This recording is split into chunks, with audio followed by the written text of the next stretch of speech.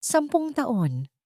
10 taon kong ipinagpalit ang aking mga pangarap para sa isang bahay na akala ko ay tahanan.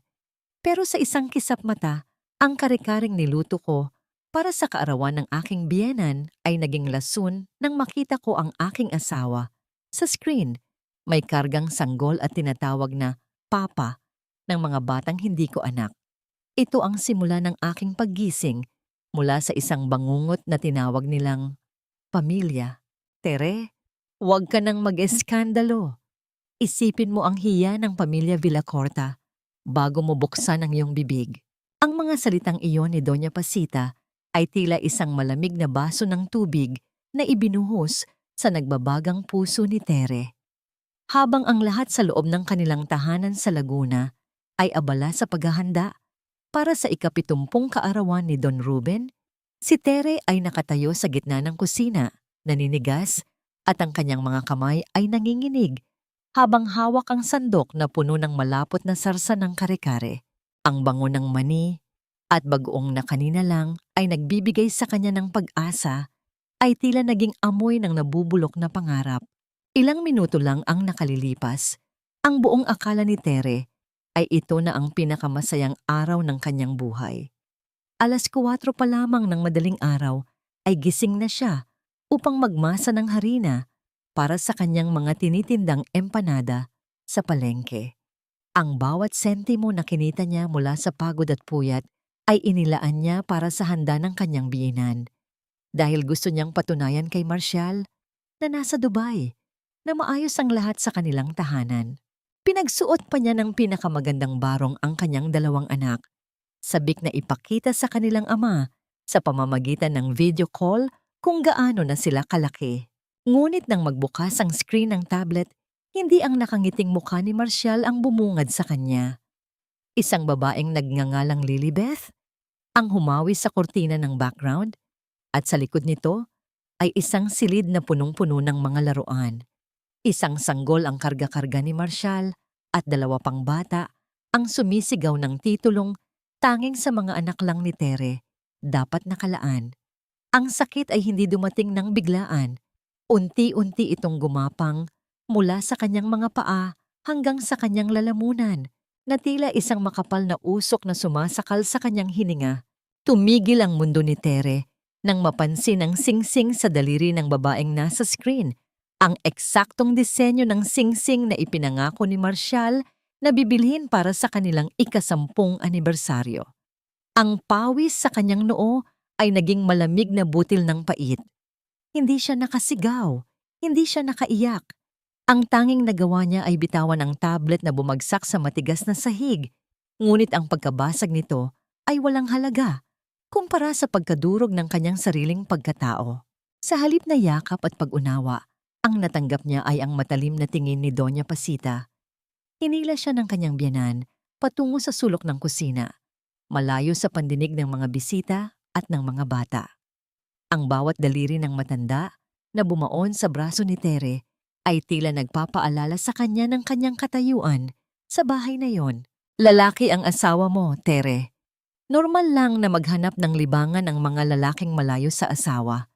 Ang dugtong pa ni Doña Pasita, ang tinig ay puno ng awtoridad at kawalan ng pakiramdam. Huwag mong sirain ang kaarawan ng iyong biinan dahil lang sa selos. Maghugas ka ng muka at bumalik ka rito. Ipakita mo sa lahat na ikaw ay isang mabuting asawa at manugang. Tumingin si Tere sa kanyang mga palad. Ang mga daliri niyang magaspang dahil sa araw-araw na paggawa ng empanada at pagmamay-ari ng mga tahiing damit ay tila nanunumbat sa kanya. Lahat ng pagod niya, lahat ng sakripisyo niya para mabayaran ng utang sa pagpapatayo ng bahay na ito ay tila naging isang malaking biro. Ang bahay na itinuturing niyang kanlungan ay isa palang piitang binuo mula sa mga kasinungalingan ng lalaking pinakamahal niya. Sa di kalayuan, nakita ni Tere si Don Ruben na nakaupo sa kanyang tumba-tumba, tahimik na pinapanood ang kaguluhan sa kusina. Ang mga mata ng matanda ay hindi nagpapakita ng galit, kundi ng isang malalim na lungkot na tila nauunawaan ang bawat hibla ng sakit na nararamdaman ng kanyang manugang. Nais sanang lumapit ni Tere Sa kanyang biinan, nais niyang humingi ng tulong, ngunit ang bawat hakbang niya ay tila nakabaon sa putik ng obligasyon at kahihiyan. Habang ang tawanan ng mga bisita ay nagsisimulang punuin ang sala, ang katahimikan sa loob ng isipan ni Tere ay mas nakabibingi pa kaysa sa anumang ingay. Ang bawat patak ng pawis na bumabagsak mula sa kanyang muka patungo sa sahig ay tila mga luha ng kanyang kaluluwa na hindi na makayanan ang bigat ng pagpapanggap. Paano niya magagawang ngumiti sa harap ng mga taong ang tingin sa kanya ay isang masunuring asawa, habang ang katotohanan ay tila isang kutsilyong unti-unting humihiwa sa kanyang puso? Hanggang kailan niya kayang dalhin ang krus ng hiya na ipinapataw sa kanya ng pamilyang ito? Napatingin si Tere sa pintuan ng kusina na nakabukas ng bahagya. Sa labas, ang araw ay unti-unti nang sumisikat sa laguna. Ngunit para sa kanya, ang dilim ay nagsisimula pa lamang lumamon sa lahat ng kanyang pinaniniwalaan. Ang tanong na paulit-ulit na umaalingaw-ngaw sa kanyang isipan ay hindi kung paano siya magpapatuloy, kundi kung meron pa bang natitirang piraso ng kanyang sarili na hindi pa nananakaw ng mga Villacorta. Ang dilim ng gabi sa Laguna ay tila naging isang dambuhalang kumot na dahan-dahang sumasakal sa buong pagkatao ni Tere. Habang ang lahat sa loob ng bahay ng mga Villacorta ay mahimbing nang natutulog matapos ang selebrasyon, si Tere ay nananatiling nakaupo sa malamig na sahig ng kusina. Ang tanging liwanag na nagmumula sa labas ay ang maputlang sinag ng buwan na tumatagos sa mga bintana, na tila nagbibigay ng mga aninong nagpapaalala sa kanya ng kanyang mga pangarap na ngayoy abo na lamang. Hindi na niya maramdaman ang lamig ng semento sa kanyang balat dahil mas nananaig ang pamanhid ng kanyang puso. Ang bawat hininga niya ay tila may kasamang bubog na sumusugat sa kanyang lalamunan. Gusto niyang sumigaw, gusto niyang tawagan ang kanyang ina sa probinsya upang humingi ng tulong, ngunit tila nawalan siya ng boses. Ang imahe ni Marcial na may kargang ibang anak ay paulit-ulit na naglalaro sa kanyang isipan. Isang pelikulang ayaw niyang panoorin, pero hindi niya magawang talikuran. Ang katahimikan ng gabi ay nabasag nang marinig niya ang mabibigat na hakbang pababa ng hagdan. Hindi na kailangang lumingon ni Tere upang malaman kung sino iyon. Ang amoy ng mamahaling pabango at ang tunog ng bawat hakbang na tila nag-uuto sa sahig na yumukod ay sapat na upang makilala niya si Doña Pasita. Bakit nandito ka pa sa dilim? Para kang timang na naghihintay ng himala. Ang malamig na tinig ng kanyang biyenan ay muling umalingaw-ngaw sa kusina. Hindi sumagot si Tere. Pinagmasdan lamang niya ang kanyang biyenan na lumapit sa kanya. Sa isang mabilis na galaw, hinablot ni Doña Pasita ang cellphone na mahigpit na hawak ni Tere sa kanyang dibdib. Ang pagkakahablot na yon ay tila pagbawi sa huling piraso ng kalayaang natitira sa kanya. Akin na to, Tere. Alam ko ang takbo ng utak mo. Tatawag ka sa mga magulang mo, magsusumbong ka, at gagawa ka ng eksena na magpapahiya sa pamilyang ito. Ang bulyaw ni Doña Pasita habang itinatago ang cellphone sa bulsa ng kanyang bata de banyo. Isang salita lang ang lumabas sa bibig mo tungkol sa nakita mo kanina. Hinding-hindi mo na makikita ang mga anak mo. Tandaan mo, sa akin nakapangalan ang lahat sa bahay na ito.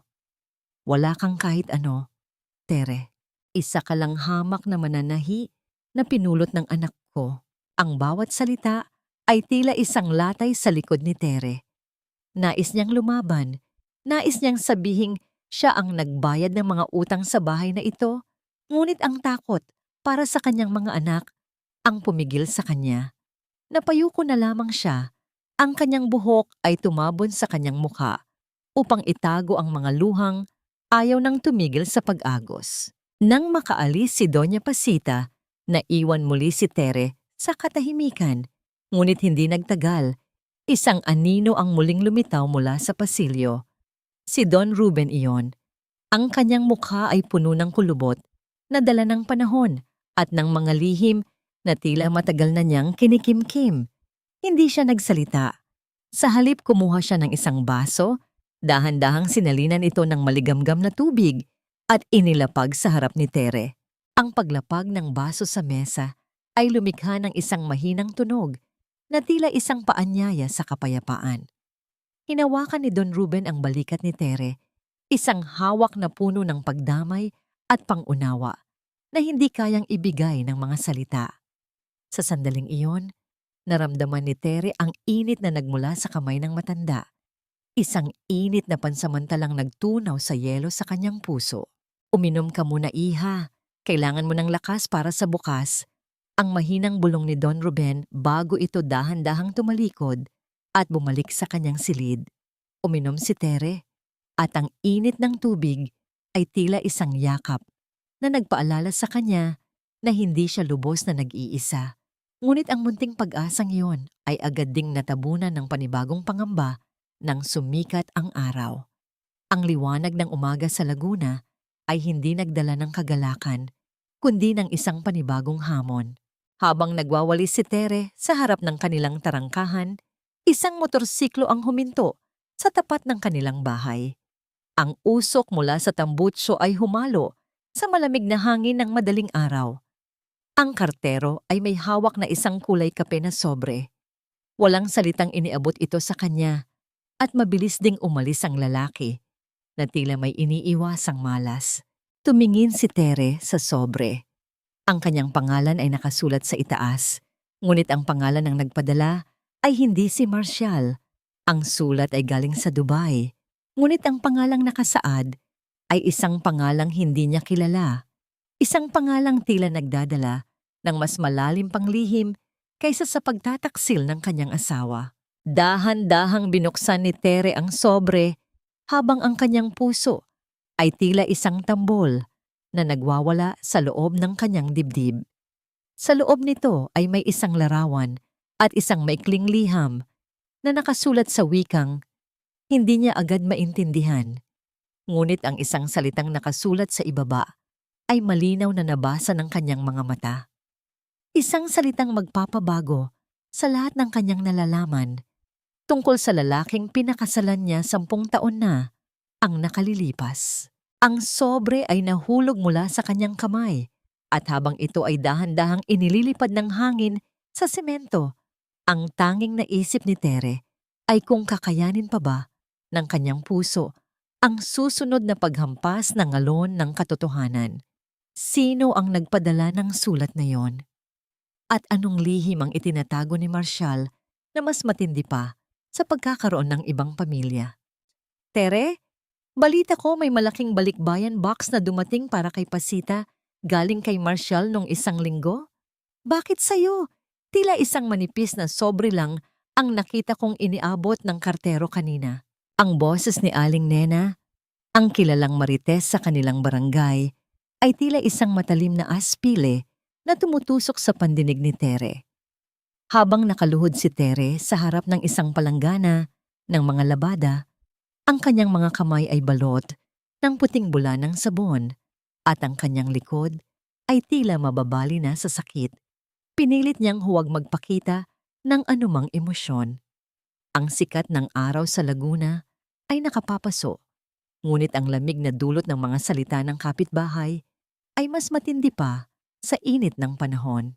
Pinagmasdan ni Tere ang kanyang mga daliring kulubot na sa babad sa tubig. Sa loob ng 10 taon, ang mga kamay na ito ang bumuo sa bawat tahi ng mga damit na kanyang ipinagbibili at sa bawat masang ginagawa niya para sa empanada. Ang akala niya, ang bawat patak ng kanyang pawis ay napupunta sa kanilang kinabukasan ni Marcial. Ngunit ang bawat salita ni Aling Nena ay tila naglalantad ng isang katotohanang matagal na niyang pilit na itinatago sa kanyang sarili. Baka po mga gamit lang sa bahay iyon, Aling Nena. Alam niyo naman si Marcial, mapagmahal sa magulang. Ang mahinang sagot ni Tere habang pilit na pinatitigas ang kanyang tinig. Ngunit sa loob-loob niya, ang kanyang puso ay tila isang mabilis na tambol na gustong kumawala sa kanyang dibdib dahil sa kaba.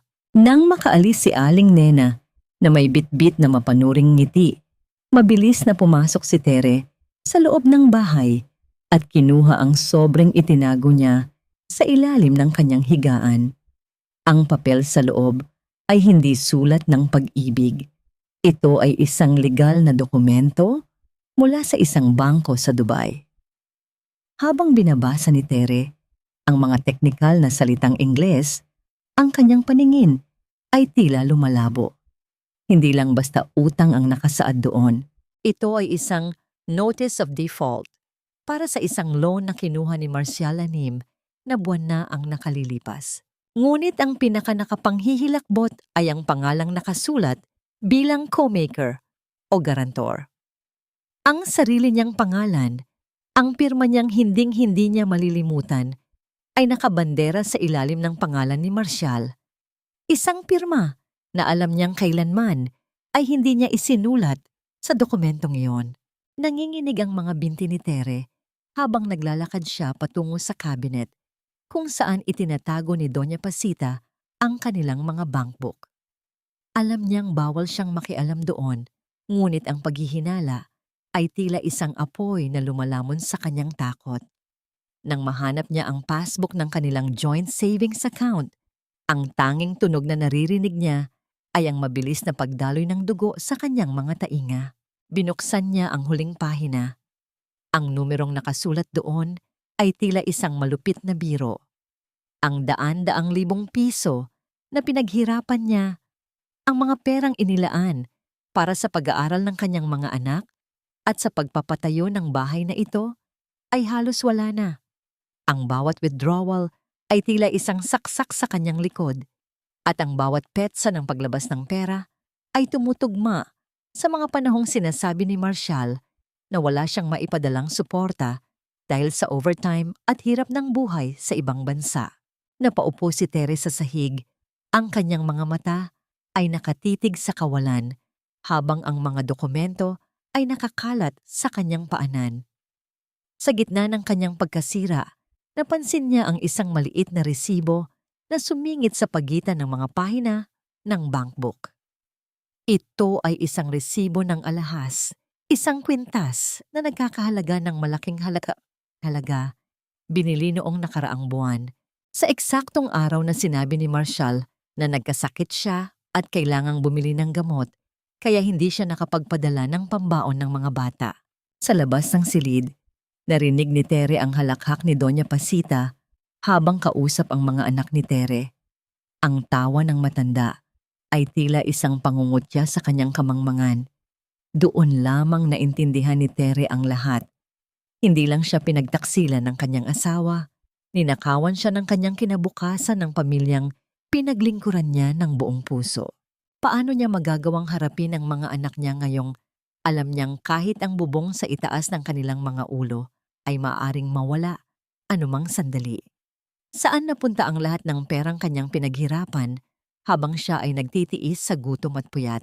Habang ang anino ng gabi ay dahan-dahang lumalamon sa laguna, ang huling dokumentong nahawakan ni Tere sa ilalim ng sobre ay tila ang pinakamabigat sa lahat. Isang special power of attorney na nagbibigay kay Marcial ng karapatang ibenta ang kanilang bahay at lupa. Ang dokumentong may pekeng pirma niya na ngayoy hawak na ng mga taong hindi niya kilala. Ang katanungang bumabalot sa kanyang isipan ay hindi na kung mahal pa ba siya ni Marcial, kundi kung mayroon pa ba siyang matatawag na tahanan paggising niya sa kinabukasan. Huwag kang umarte na parang biktima, Tere. Kung naging sapat kang asawa, hindi ako mapipilitang humanap ng kalinga sa iba.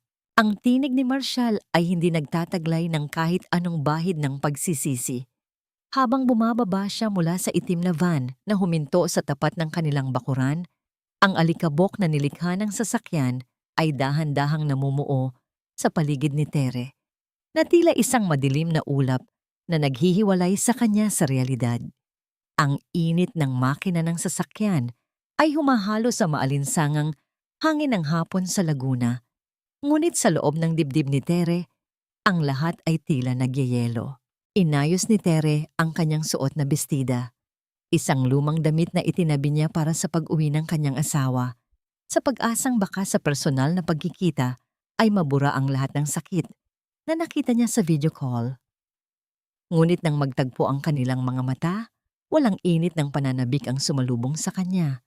Ang mga mata ni Marshall ay malamig, puno ng pagmamalaki at tila nandidiri sa hitsura ng asawang 10 taon niyang iniwan upang magtrabaho sa ibang bansa. Hindi lumapit si Marshall upang yakapin siya. Sa halip, dire-diretso itong naglakad patungo sa loob ng bahay. Bit-bit ang mga mamahaling pasalubong na alam ni Tere na hindi para sa kanya. Ang bawat hakbang ng sapatos ni Marshall sa semento ay tila isang mabigat na palo sa dignidad ni Tere. Marshall, ang bahay, ang perang kinuha mo sa account natin. Ang tanging nasabi ni Tere, ang kanyang boses ay nanginginig at halos hindi lumalabas sa kanyang tuyot na lalamunan. Huminto si Marshall at lumingon ng bahagya. Ang kanyang mukha ay may bakas ng sarkasmo. Ang pera? Ginamit ko yon para sa pamilya ko, Tere. At huwag kang mag-alala tungkol sa bahay. Nagpapasalamat ka dapat dahil kahit nagkulang ka sa akin, hindi kita pinababayaan. Pero kailangan nating maging praktikal. Sa likod ni Marshall, lumitaw si Doña Pasita na may malapad na ngiti. Ang kanyang mga kamay ay agad na yumakap sa braso ng anak na tila isang reynang muling nakasama ang kanyang hari. Ang sulyap na ibinigay ng matanda kay Tere ay puno ng pagtatagumpay. Doon lamang napansin ni Tere na ang mga gamit sa kwarto ni Doña Pasita ay inilipat na sa mas maliit na silid. At ang pangunahing kwarto, ang kwarto nila ni Marshall, ay nililinisan ng isang katulong. Ano ang ibig mong sabihin, Marshall? Ang tanong ni Tere, habang ang kanyang mga kamay ay mahigpit na nakakapit sa kanyang saya upang hindi mapansin ang matinding panginginig ng kanyang buong katawan. Dito muna sila Lilibeth sa kabilang bahay.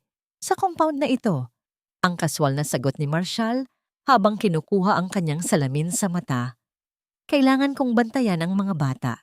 At ikaw, Tere, asahan ko na hindi ka gagawa ng eksena. Para ito sa ikabubuti ng lahat. Isang bubong, isang pamilya. Iyon ang gusto ni nanay. Ang bawat salita ni Marshall ay tila isang kutsilyong unti-unting humihiwa sa bawat alaala ng kanilang pagsasama. Ang ideya na ang babaeng sumira sa kanyang buhay ay titira sa iisang compound, na ang mga batang tumatawag sa kanyang asawa ng papa ay maglalaro sa bakurang siya ang nag-alaga, ay isang kalapastanganang hindi niya kailanman inasahan. Naramdaman ni Tere ang pag-akyat ng init ng dugo sa kanyang mukha, hindi dahil sa galit, kundi dahil sa matinding kahihiyang nararamdaman niya para sa kanyang sarili. Ang kanyang mga paa ay tila nawawalan ng lakas at ang paligid niya ay nagsisimulang umikot. Sa gitna ng kanyang pagkahilo, nakita niya si Don Ruben na nakatayo sa ilalim ng puno ng mangga. Ang kanyang mukha ay nakayuko, hindi makatingin sa kanyang manugang dahil sa matinding habag. Huwag mong kalimutan, Tere, ang dagdag ni Marshall habang papalayo. Ang bahay na ito ay sa akin. Kung gusto mong manatili rito para sa mga bata, matuto kang sumunod sa patakaran ko. Masyado ka nang naging kampante sa loob ng 10 taon. Habang ang pinto ng bahay ay dahan-dahang sumasara, naiwan si Teres sa gitna ng bakuran. Ang anino ng van na nagdala kay Marshall ay tila isang dambuhalang hayop na nakabantay sa kanya. Ang huling nakita ni Tere, bago tuluyang magdilim ang kanyang paningin, ay ang pagbukas ng pinto ng sasakyan at ang paglabas ng isang babaeng may bitbit na sanggol, si Lilibeth, na may ngiting tila nagsasabing sa kanya na ang lahat ng dati ay kay Tere. Paano magagawang ituring na tahanan ng isang lugar na puno ng mga taong nagnanais na mawala ka? At hanggang kailan kayang tiisin ng isang ina ang makita ang kanyang mga anak na unti-unting inaagawan ng ama sa loob mismo ng kanilang bakuran? Ang sikat ng araw sa Laguna ay tila naging isang malupit na saksi sa unti-unting paglamay ng dangal ni Tere sa loob ng sarili niyang bakuran. Ang dating mapayapang compound ng mga Villacorta ay nahati sa dalawang mundo, ang tahimik at naghihingalong bahagi ni Tere, at ang maingay at mapang-uyam na bahagi ni Lilibeth. Ang bawat sampay ng makukulay na damit ni Lilibeth sa tabi ng mga kupas at simpleng bestida ni Tere ay tila isang pananakop na walang pasabi, isang tahasang pag-angkin sa teritoryong 10 taon na binantayan ng luha at panalangin. Sa loob ng kusina, ang bawat galaw ni Tere ay sinusundan ng mapanuring mata ni Doña Pasita. Ang matanda ay tila muling nabuhayan ng dugo simula nang dumating ang paboritong apo, ang batang lalaking anak ni Marcial kay Lilibeth. Sa kulturang kinalakihan nila, ang pagkakaroon ng pamanang lalaki ay tila isang tropeo na ipinagkakait ni Tere sa pamilya. Tere, huwag mong tipirin ang gatas para sa mga bata. Ang utos ni Doña Pasita habang hinahaplos ang buhok ng anak ni Lilibeth. Kailangan ng batang ito ng sustansya. Siya ang magdadala ng pangalan ng mga Villacorta balang araw. Hindi kumibo si Tere. Ang bawat salita ay tila isang patak ng asido sa kanyang puso.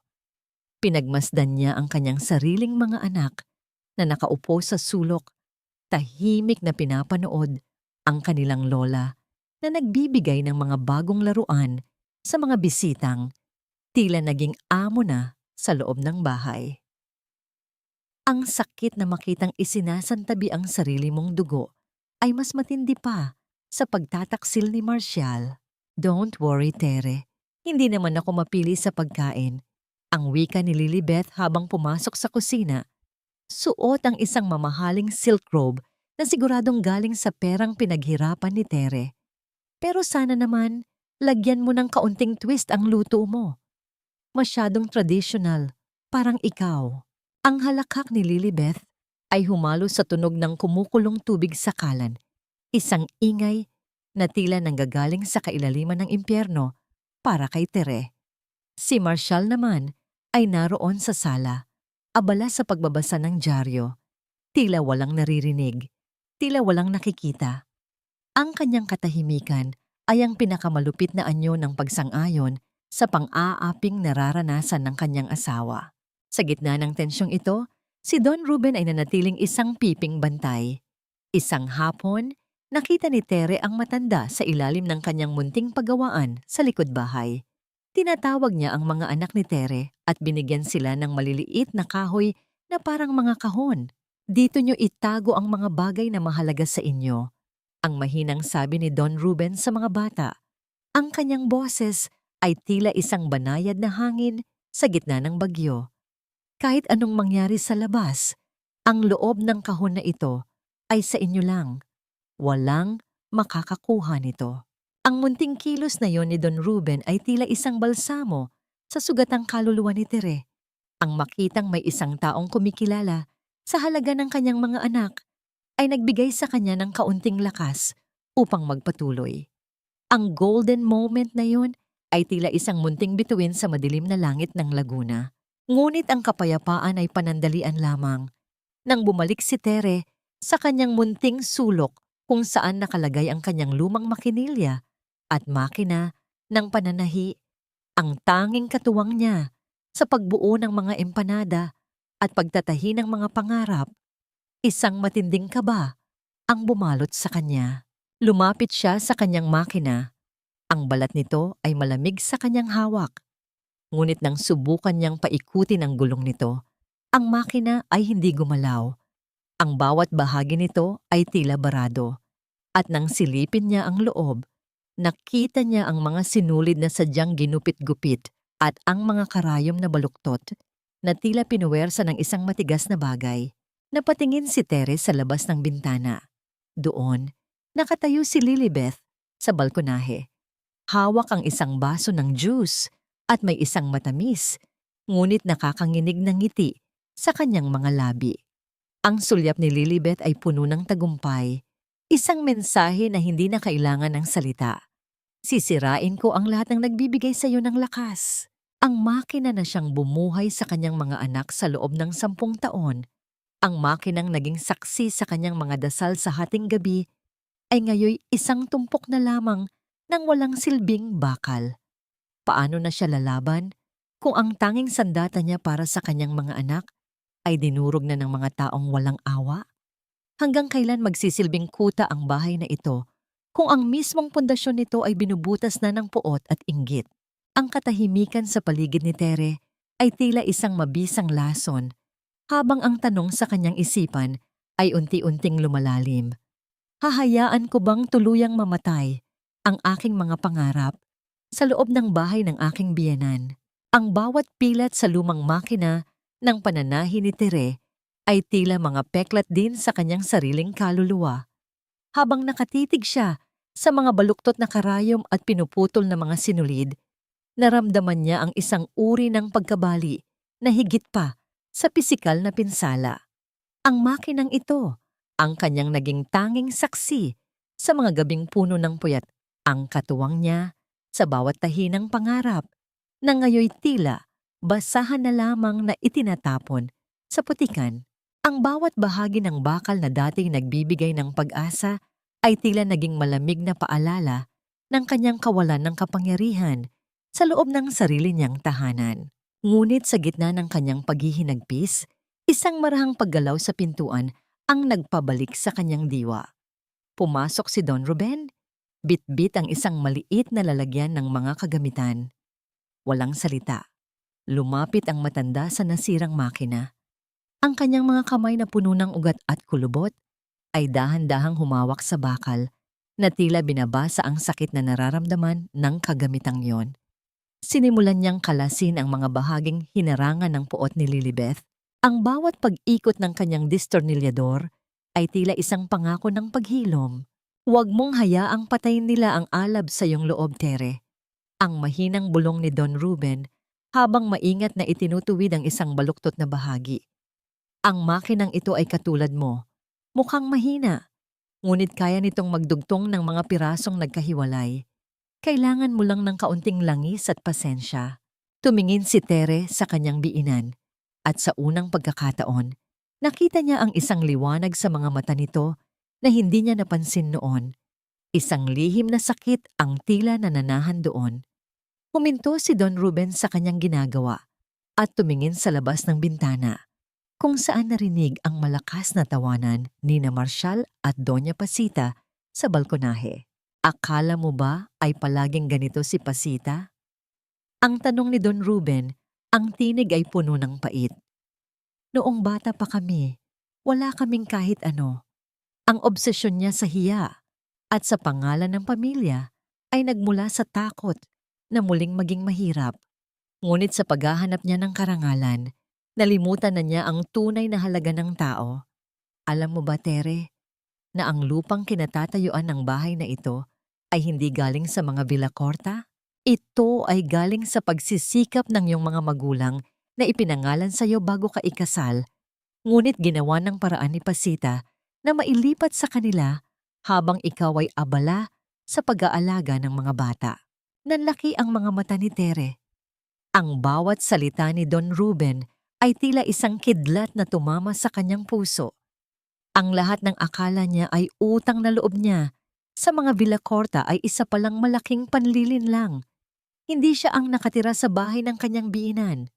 Ang mga biinan niya ang nagpakasasa sa kung anong dapat ay sa kanya.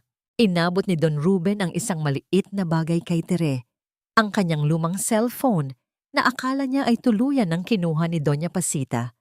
Nahanap ko ito sa ilalim ng kanilang kama. Gamitin mo ito ng matalino, Tere. Ang katotohanan ang magpapalaya sa iyo. Ngunit kailangan mo munang hulihin ang kanilang mga kasinungalingan. Sa gabing iyon, habang ang buong bahay ay balot ng katahimikan, si Tere ay hindi natulog. Gamit ang cellphone na itinago sa ilalim ng kanyang unan, sinimulan niyang i-record ang mga bulong sa kabilang silid. Ang bawat tibok ng kanyang puso ay tila nakikipagkarera sa panganib ng kanyang ginagawa. Lumapit siya sa dingding na naghihiwalay sa kanila ni Marshall at Doña Pasita. Ang kanyang pandinig ay itinuon sa bawat kataga ng kanilang pag-uusap. Nay, kailan ba natin mapapaalis si Tere? Ang boses ni Marshall, puno ng pagkainip at kawalan ng utang na loob. Gusto na ni Lilibeth Naibenta ang bahaging ito para makabili kami ng kondo sa Manila. Masyadong masikip dito. Huwag kang mainit ang ulo, anak. Ang sagot ni Doña Pasita, ang tinig ay tila isang ahas na naglalaway. Gagawa ako ng paraan na siya mismo ang susuko. Palalabasin nating may kinakasama siyang ibang lalaki habang wala ka. Kapag kumalat ang balitang iyon sa Laguna, wala na siyang mukhang ihaharap sa mga tao. Mapipilitan siyang umalis ng walang bitbit kahit isang sentimo. Ang mga bata, maiiwan sila rito para magkaroon tayo ng alas laban sa kanya. Napahawak si Tere sa kanyang bibig upang pigilan ang isang malakas na hikbi.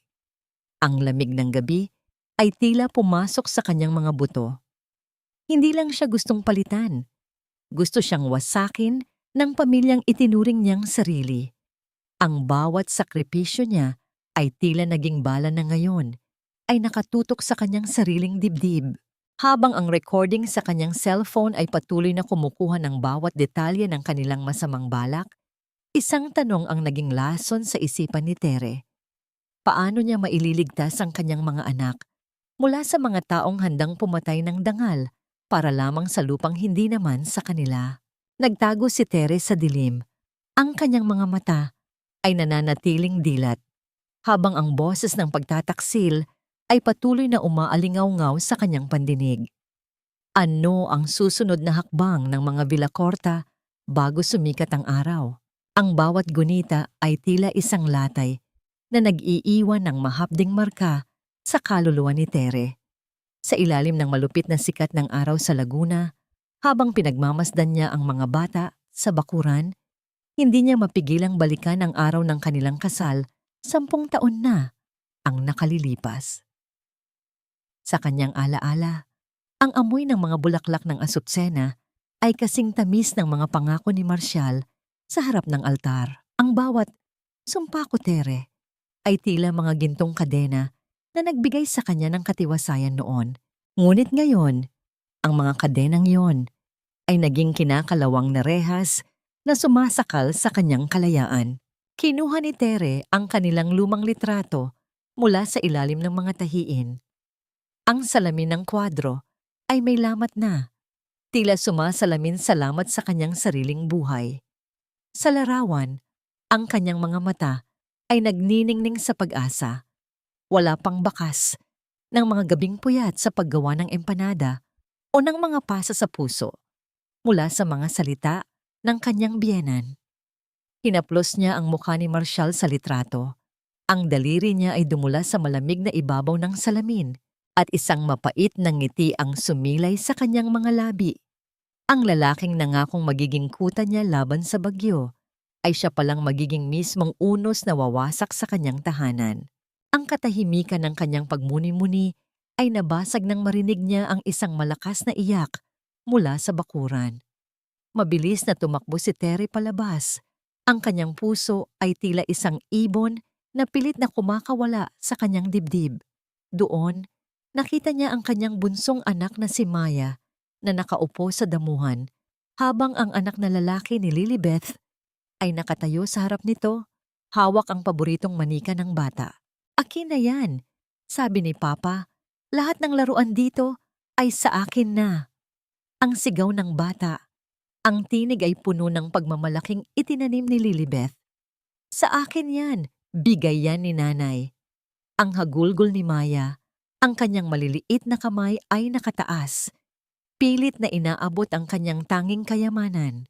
Lumabas si Marcial mula sa balkonahe, ngunit sa halip na saway ng kanyang anak kay Lilibeth, ang kanyang mga mata ay dumapo kay Maya nang may pagkairita. "Maya, tumigil ka sa kaingayan mo. Isang manika lang yan. Ibigay mo na sa kapatid mo. Huwag kang madamot. Nagmumukha kang squatter." Ang mga salitang yon ni Marcial ay tila isang matalim na kidlat na tumama sa gitna ng pagkatao ni Tere. Ang pagtawag sa sariling anak na madamot at squatter sa harap ng ibang tao ay isang uri ng karahasan na hindi kayang hilumin ng anumang gamot. Lumapit si Tere at niyakap ng mahigpit si Maya. Ang kanyang katawan ay naging isang pader na naghihiwalay sa kanyang anak mula sa kalupitan ng sarili nitong ama.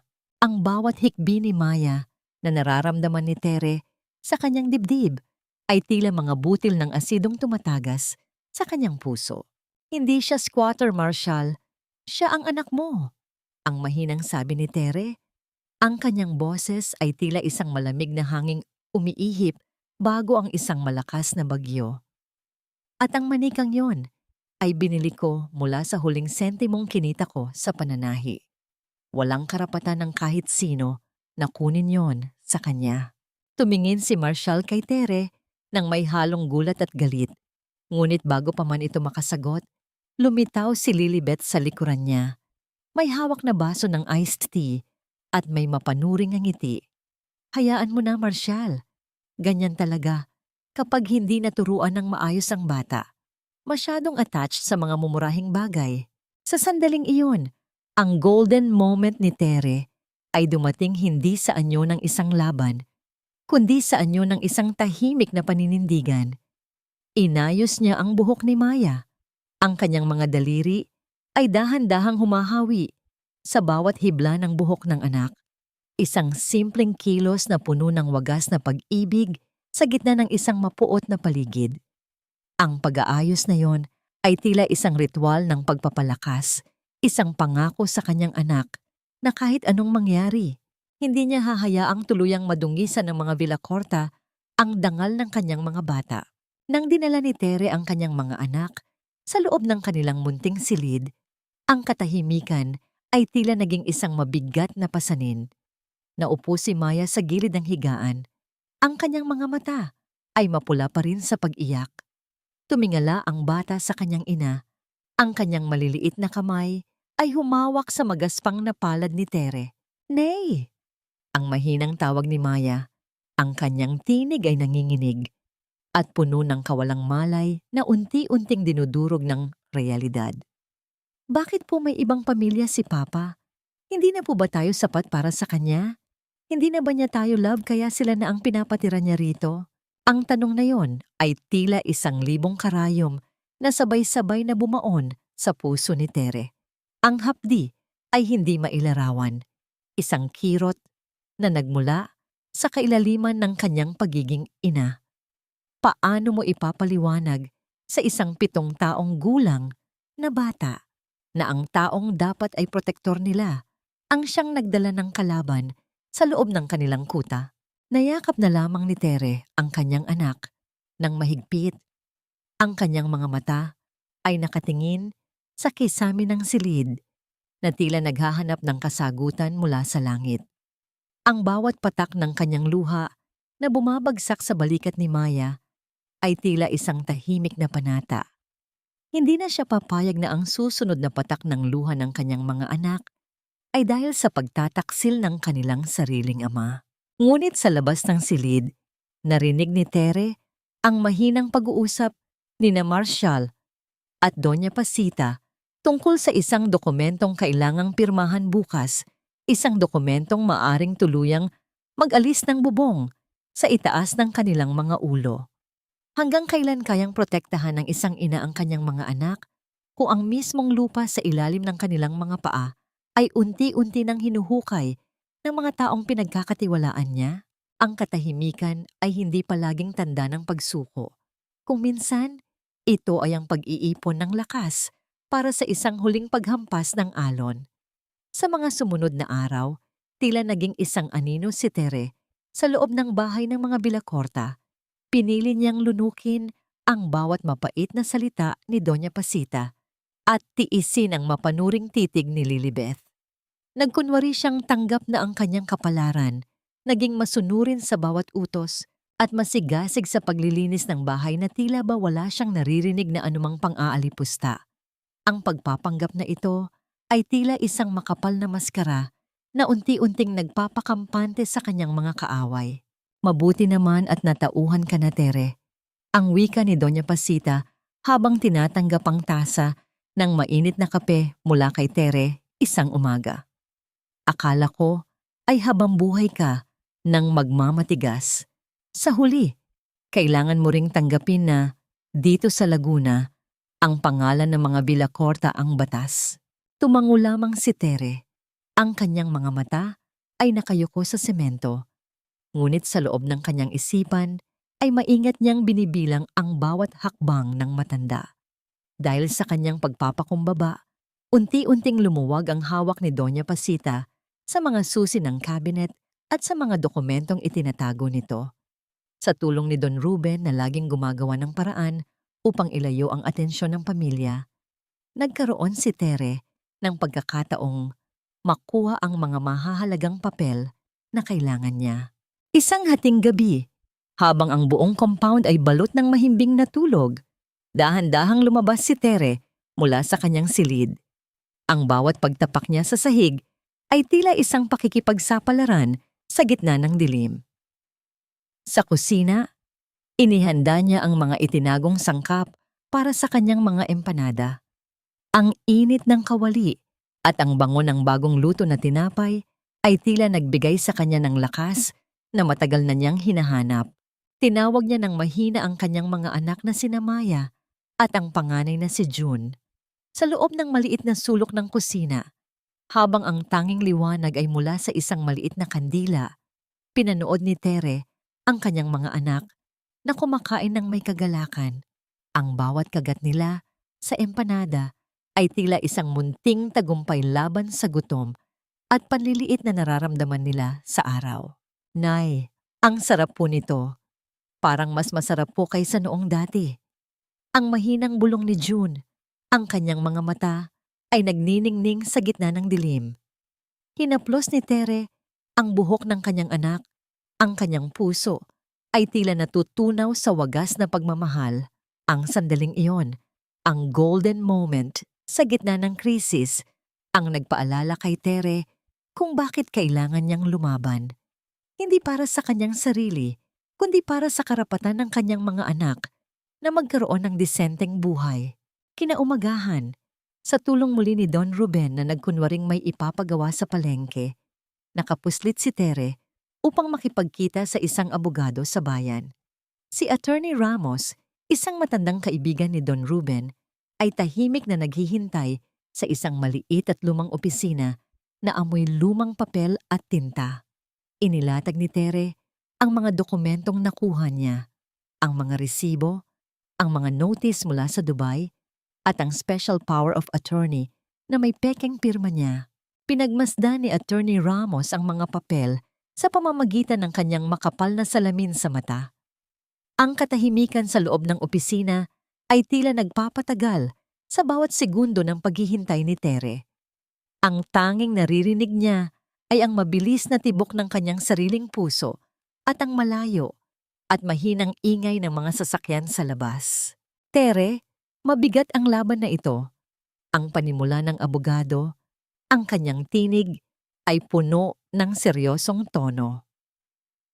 Malinaw ang forgery sa pirma mo at maaari nating kasuhan si Marshall ng falsification of public documents at violation ng Anti-Violence Against Women and Their Children Act dahil sa economic abuse.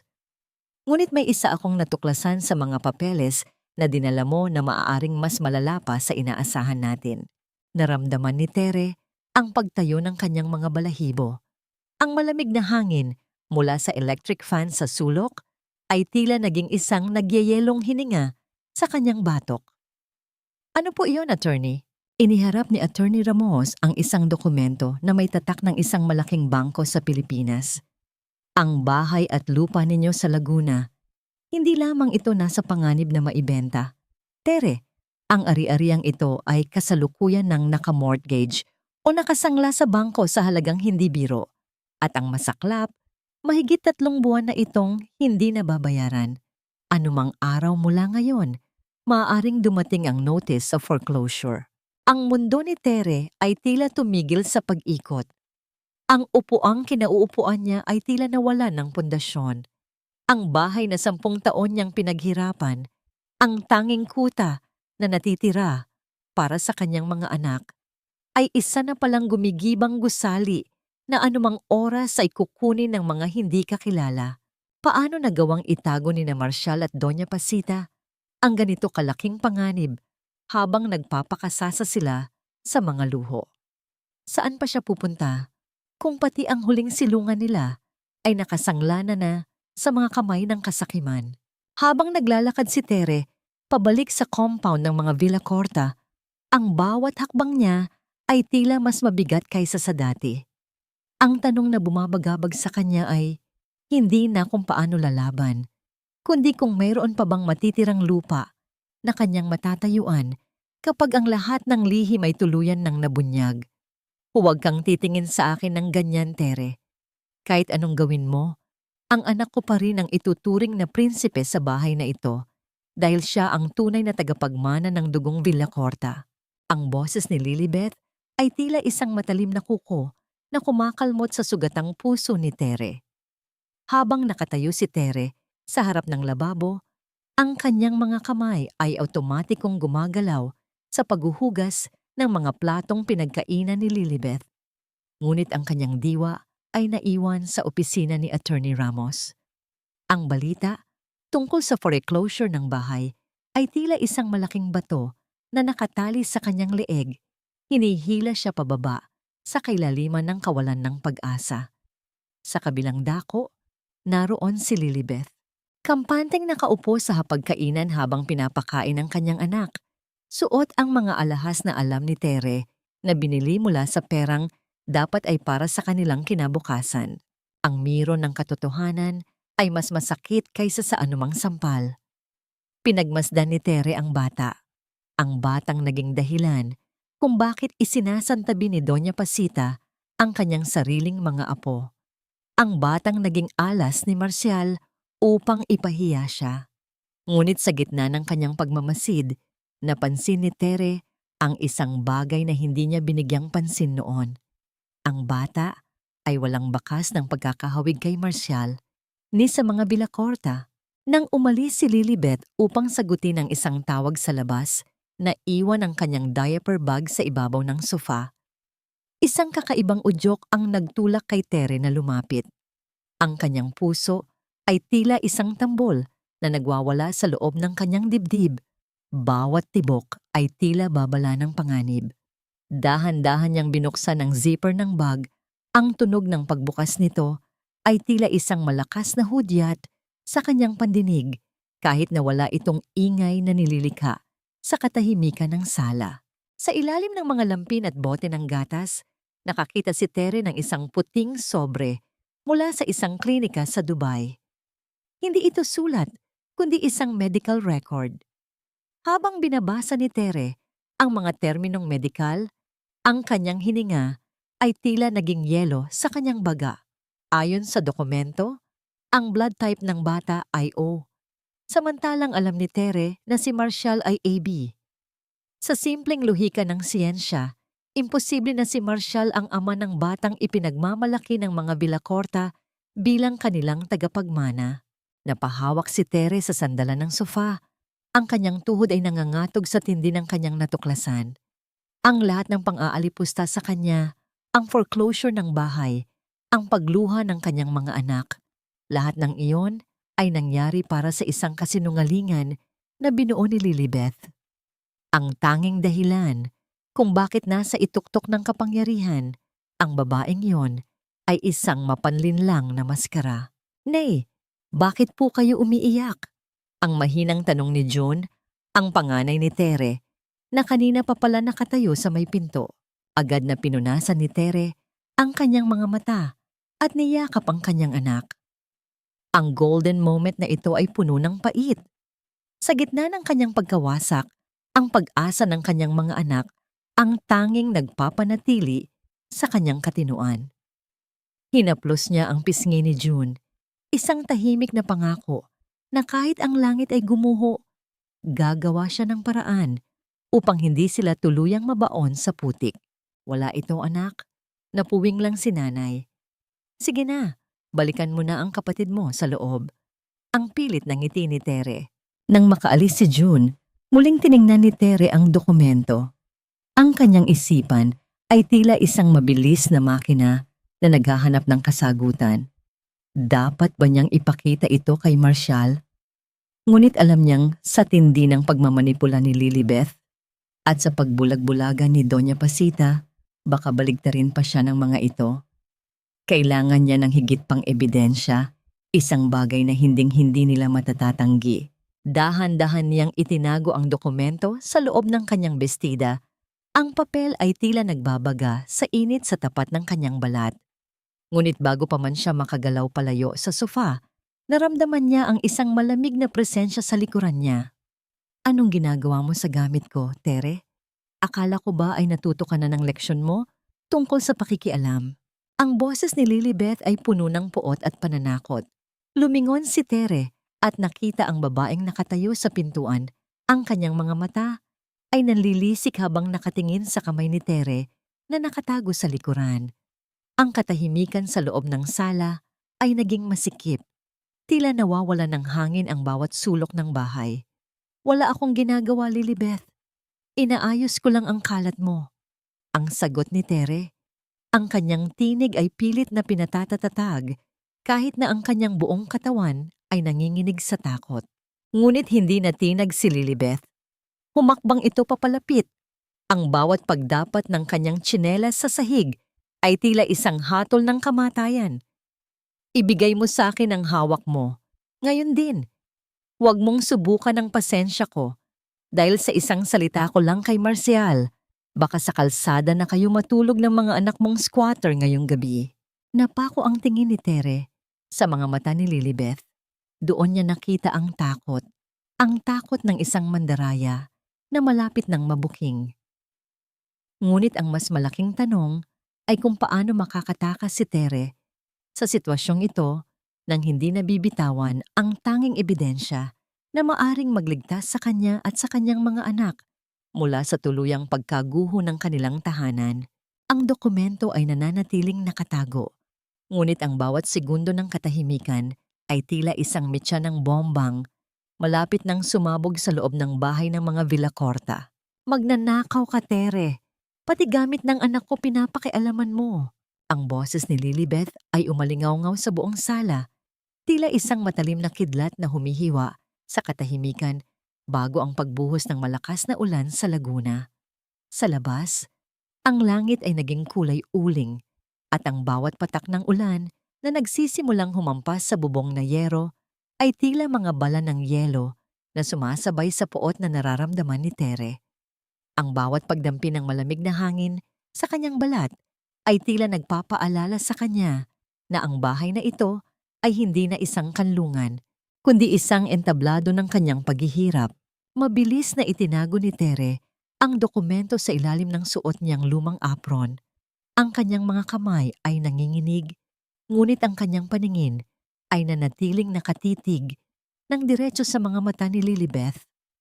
Ang bawat tibok ng kanyang puso ay tila isang babala, isang hudyat na ang pader na naghihiwalay sa kanila ay tuluyan ng guguho.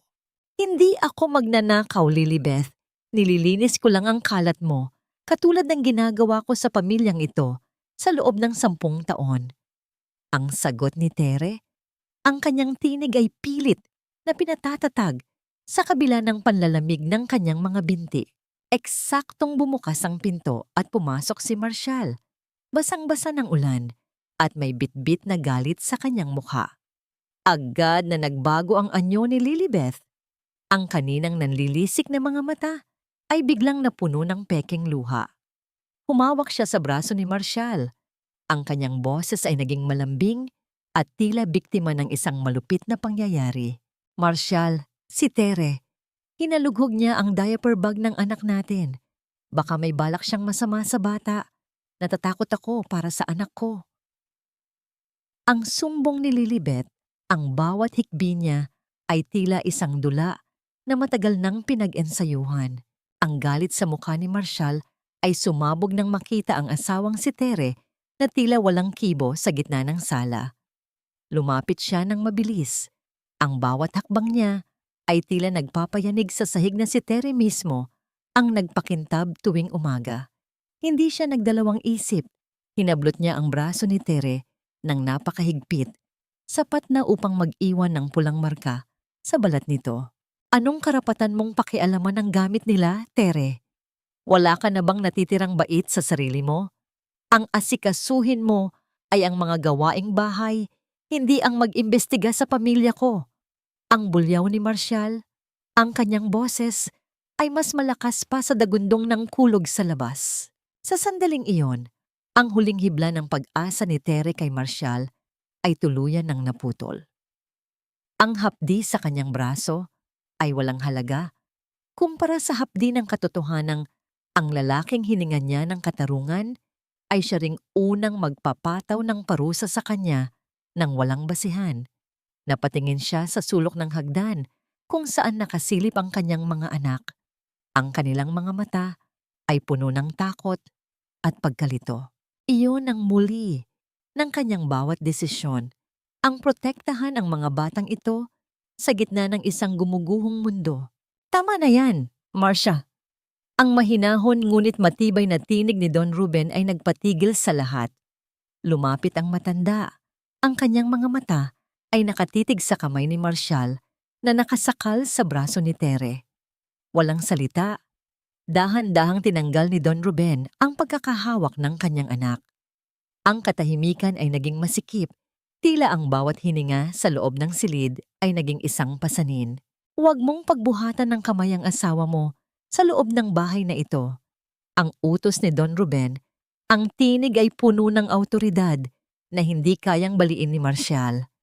At ikaw, Lilibeth, pumasok ka na sa silid nyo. Masyado nang maingay ang gabing ito. Dismayado man. Sumunod si Marshall sa kanyang ama. Ngunit bago siya tumalikod, binigyan niya si Tere ng isang sulyap na puno ng pandidiri. Nay! Ang tawag niya kay Doña Pasita na kanina pa nakamasid sa dilim. Mula ngayon, doon na sa kabilang bahay matutulog si Lilibeth sa master's bedroom. At ikaw, Tere, doon ka sa kusina o sa bodega. Kahit saan, huwag mo lang kaming pagpapakitaan ng mukha hanggat hindi ka natututong rumespeto. Ang bawat salita ay tila isang pako na itinatanim sa krus na pasan ni Tere. Ang pagpapaalis sa kanya sa sarili niyang silid upang ibigay sa babaeng sumira sa kanyang pamilya ay ang pinakamabigat na insultong natanggap niya. Habang ang ulan ay patuloy na humahampas sa labas, si Tere ay naiwan sa gitna ng kusina. Nakaupo sa isang maliit na bangko sa tabi ng kanyang nasirang makina. Ang dokumento ay nananatiling nakatago sa kanyang dibdib, ang tanging sandata niya sa gitna ng pagkatalo. Inilatag niya ang isang manipis na kumot sa sahig. Ang kanyang mga buto ay tila humihingi ng pahinga, ngunit ang kanyang isipan ay nananatiling gising, nakikinig sa bawat patak ng ulan na tila mga luha ng langit para sa kanyang kinabukasan.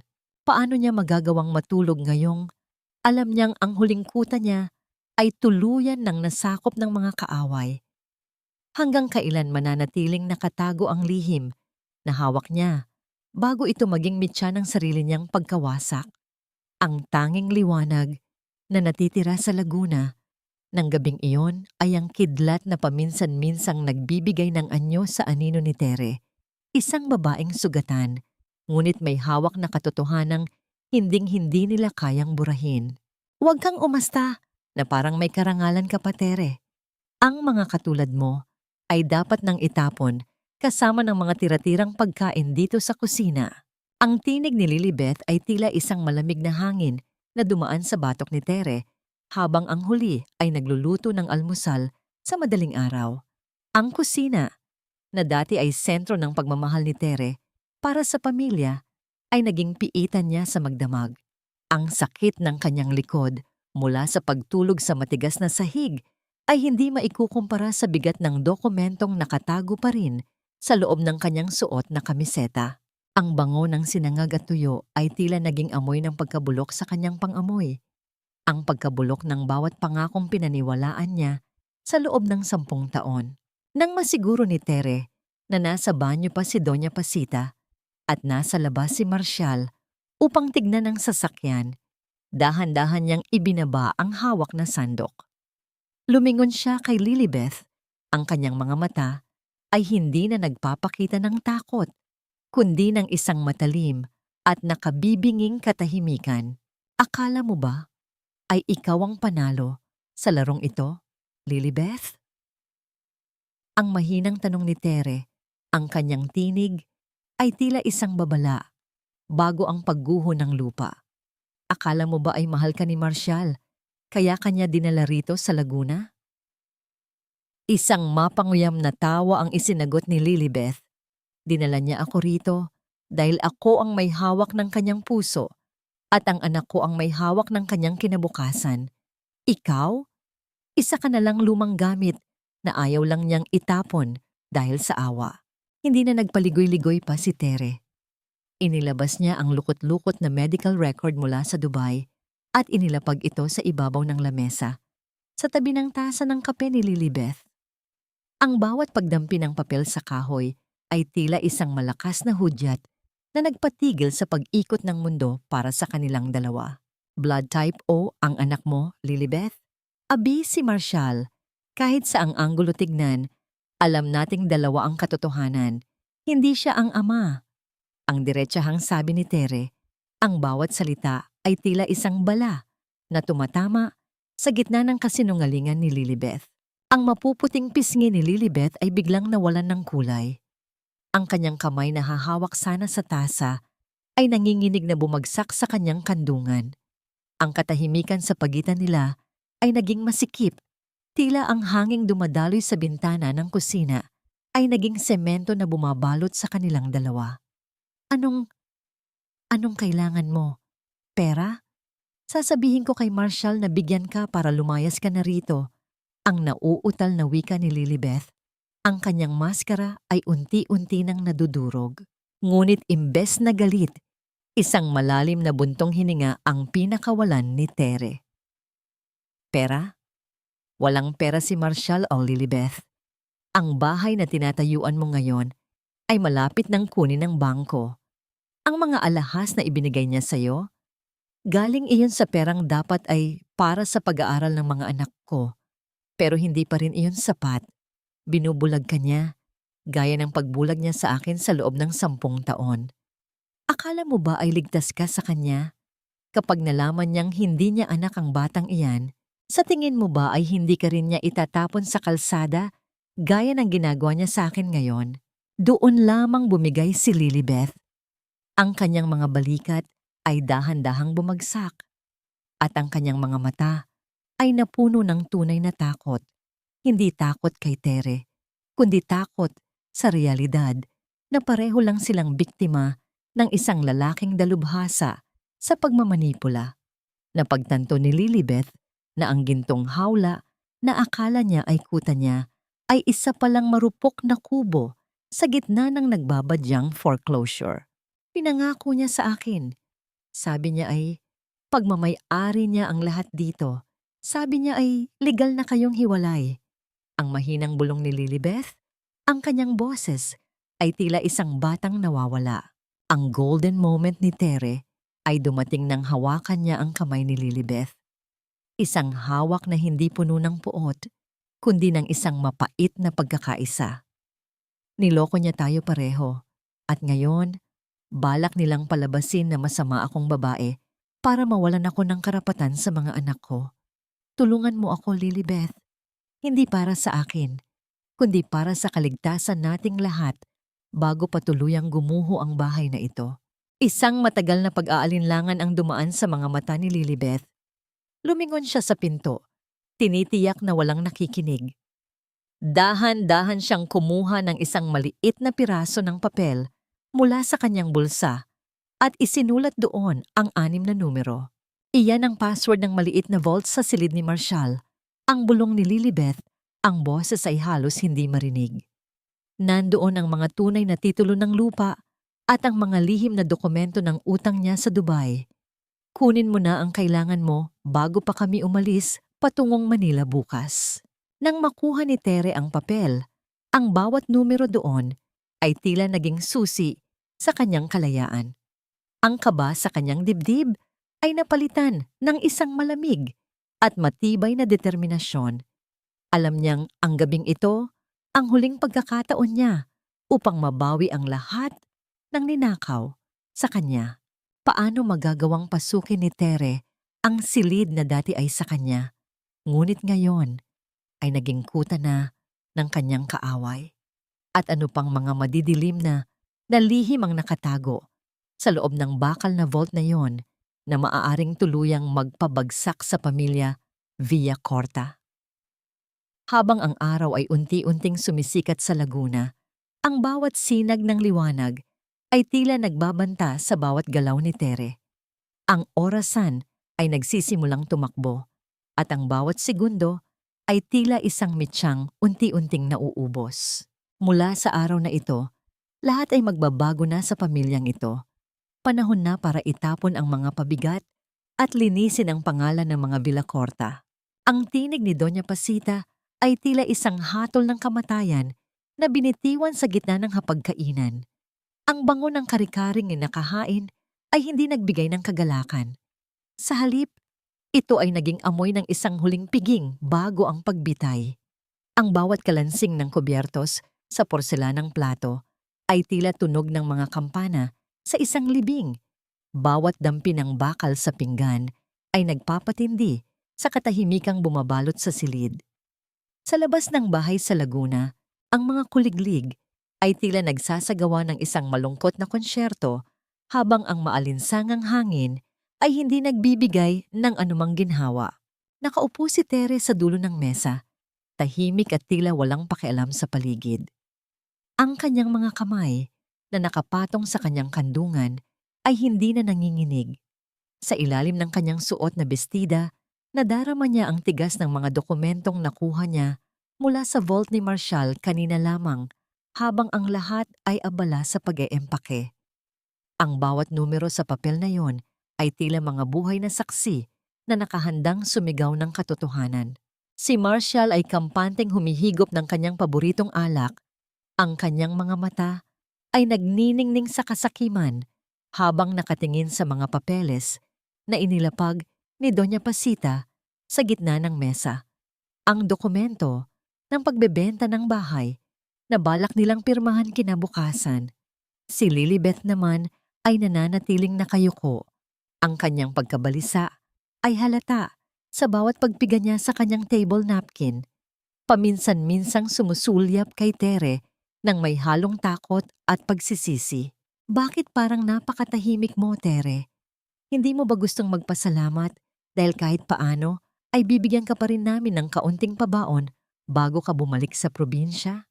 Ang mapanuyang tanong ni Marshall. Ang kanyang ngangiti ay tila isang laso na dahan-dahang kumakalat. Hindi tumingin si Tere.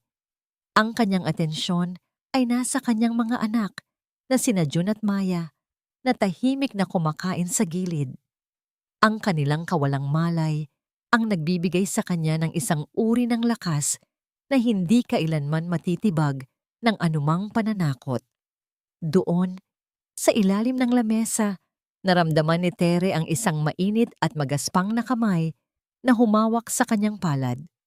Si Don Ruben iyon. Ang matanda ay tumingin sa kanya, isang tinging puno ng katiyakan at malalim na pagmamahal. Nakahanda na ang lahat, iha. Ang mahinang bulong ni Don Ruben, ang boses ay halos hangin lamang na dumaan sa tainga ni Tere. Isang munting pisil sa kamay ang ibinigay ng matanda. Isang huling basbas bago ang malaking pagsabog. Ito ang golden moment ni Tere. Ang malaman na sa gitna ng lahat ng pagtataksil, may isang taong nanatiling tapat sa kanya hanggang sa huli. Biglang napatayo si Doña Pasita, itinaas ang kanyang baso ng alak. Cheers para sa bagong simula. Bukas, malaya na tayo sa lahat ng kalat na ito. Ngunit bago pa man magtagpo ang kanilang mga baso, isang serye ng mabibigat na kalabog sa pintuang kahoy ng kanilang tarangkahan ang bumasag sa piging. Ang tunog ay hindi lamang basta katok. Ito ay isang awtoridad na humihingi ng atensyon, isang puwersang nagpagitla sa lahat sa loob ng silid. Mula sa labas, ang mga ilaw ng asul at pula ay nagsimulang sumilay sa mga bintana, nagbibigay ng kakaibang anyo sa mga anino sa loob ng bahay. Nawala ang kulay sa mukha ni Marshall. Ang baso niya ay dahan-dahang nanginginig sa kanyang kamay. Sino yan sa ganitong oras? Tumayo si Tere. Ang kanyang paggalaw ay dahan-dahan at puno ng dignidad. Inayos niya ang kanyang apron at tumingin ng diretso sa kanyang biyenan at asawa. Iyan ang katotohanang matagal niyo ng pilit na ibinabaon sa ilalim ng bahay na ito. Bumukas ang pinto at pumasok ang dalawang lalaking nakauniporme. Kasama ang isang babaeng may hawak na mga legal na papeles, si Attorney Ramos. Ang bawat hakbang ng kanilang sapatos sa sahig na tile ay tila isang hatol na umaalingaw-ngaw sa buong compound. Ang katahimikan sa hapagkainan ay naging kasing bigat ng semento. Marcial Villacorta, kami ay may warrant of arrest laban sa iyo para sa kasong falsification of public documents at economic abuse. Ang deklara ng pulis. At Doña Pasita, mayroon din kaming court order para sa pansamantalang foreclosure ng ari-ariang ito dahil sa mga questionableng dokumento ng sangla. Ang sigaw ni Doña Pasita ay naputol bago pa man ito makalabas sa kanyang lalamunan. Ang bawat mata sa loob ng silid ay nakatuon kay Tere, na ngayoy nakatayo ng matuwid, tila isang kuta na hindi na kailanman magigiba. Ngunit sa likod ng kanyang matapang na anyo, isang tanong ang nananatiling nakalutang sa hangin. Magiging sapat ba ang katarungang ito upang hilumin ang 10 taon ng pagdurusa ng kanyang mga anak? O ito na ang simula o isang mas malaking gulo na tuluyang wawasak sa lahat? Naiwan ang pamilya Villacorta sa gitna ng kanilang huling hapunan, isang piging na naging bilangguan sa isang kisap mata. Anong ibig sabihin nito? Tere, anong kabaliwan ito? Inutusan mo ba ang mga taong ito na bastusin ang pamamahay ko? Ang tinig ni Doña Pasita ay pumiyok sa tindi ng galit. Ang kanyang mukha ay naging kasing pula ng sarsang nakahain sa mesa. Ang bawat salita niya ay tila isang sumisigaw na utos na nais payapain ng bagyong kasalukuyang sumisira sa kanyang kaharian. Ngunit ang mga pulis ay hindi natinag. Ang kanilang presensya ay tila isang pader na hindi kayang tibagin ng anumang kayabangan. Habang ang bawat segundo ay lumilipas, ang bawat patak ng pawis sa noo ni Marcial ay nagiging malinaw na saksi sa kanyang unti-unting pagbagsak. Dahan-dahang lumapit si Tere sa harap ng kanyang asawa. Ang kanyang bawat hakbang ay may kasamang bigat ng 10 taon na pagtitiis. Inilapag niya sa ibabaw ng mesa ang mga papeles na kinuha niya mula sa vault, ang mga titulo ng lupa na may pekeng pirma niya, ang mga lihim na utang na itinago ni Marcial, at ang dokumentong magpapatunay na ang lupang kinatatayuanan nila ay sa kanya talaga ipinaman. Ang tunog ng pagbagsak ng mga papel sa kahoy ay tila isang hudyat ng pagwawakas ng isang mahabang kabanata ng panlilinlang. Hindi ito kabaliwan, Doña Pasita. Ito ang katarungan. Ang mahinang tugon ni Tere. Ang boses ay tila isang malamig na agos ng tubig na dahan-dahang lumulunod sa lahat ng kanilang kasinungalingan. Marcial, akala mo ba ay habang buhay mong magagamit ang pangalan ko para sa iyong mga kalokohan? Akala mo ba ay mananatili akong bulag habang ninanakaw niyo ang kinabukasan ng mga anak ko? Sinubukan ni Marcial na tumayo. Ang kanyang mga kamay ay nanginginig habang pilit na inaabot ang mga dokumento. Ngunit mabilis siyang pinigilan ng isang opisyal. Ang tunog ng mga bakal na posas na naglalapat sa kanyang mga pulso ay lumikha ng isang nakabibinging realidad sa loob ng silid. Ang bawat pag-ikot ng susi sa bakal ay tila ang tunog ng pagsasara ng pintuan ng kanyang kalayaan. Lilibeth, sabihin mo sa kanila. Sabihin mo na nagsisinungaling si Tere. Ang hiyaw ni Marcial, ang kanyang mga mata ay nanlilisik habang nakatingin sa kanyang pangalawang asawa. Ngunit si Lilibeth ay hindi gumalaw. Nanatili siyang nakaupo. Ang kanyang mga luha ay dahan-dahang bumabagsak sa kanyang mga pisngi, hindi na dahil sa pag-arte, kundi dahil sa tunay na bigat ng pagsisisi. Pagod na ako, Marcial. Pagod na akong magtago sa likod ng mga pangako mong wala namang katotohanan. Sinabihan ako ni Tere tungkol sa bahay. tungkol sa mga utang mo. Pinaniwala mo ako na ikaw ang hari dito, pero isa ka lang palang magnanakaw na pati asawa mo ay niloloko. Lumingon si Lilibet kay Attorney Ramos at iniabot ang isang maliit na recorder na nakatago sa kanyang bulsa. Nandyan ang lahat ng pag-uusap nila ni Doña Pasita tungkol sa balak nilang pag-alis sa mga karapatan ni Tere at sa pagmamanipula sa mga titulo at tungkol sa bata. Huminto si Lilibeth. Ang kanyang boses ay nanginginig. Hindi mo anak ang bata, Marshall. At alam mo yon sa simula pa lang, pero ginamit mo siya para saktan si Tere. Ginamit mo kami para sirain ang babaeng nagmahal sa'yo. Ang katahimikan sa loob ng bahay sa Laguna ay naging kasing bigat ng isang sementadong pader. Si Doña Pasita ay napaupo sa kanyang upuan. Ang kanyang mga mata ay nakatitig sa kawalan habang ang kanyang dangal, ang hiya, na matagal niyang pinoprotektahan, ay unti-unting nadudurog sa harap ng mga pulis, ng abogado, at ng mga kapitbahay na nagsisimula ng magmiron sa labas ng bintana. Ang bawat bulong mula sa labas ay tila mga tuksilyong humihiwa sa kanyang pagkatao.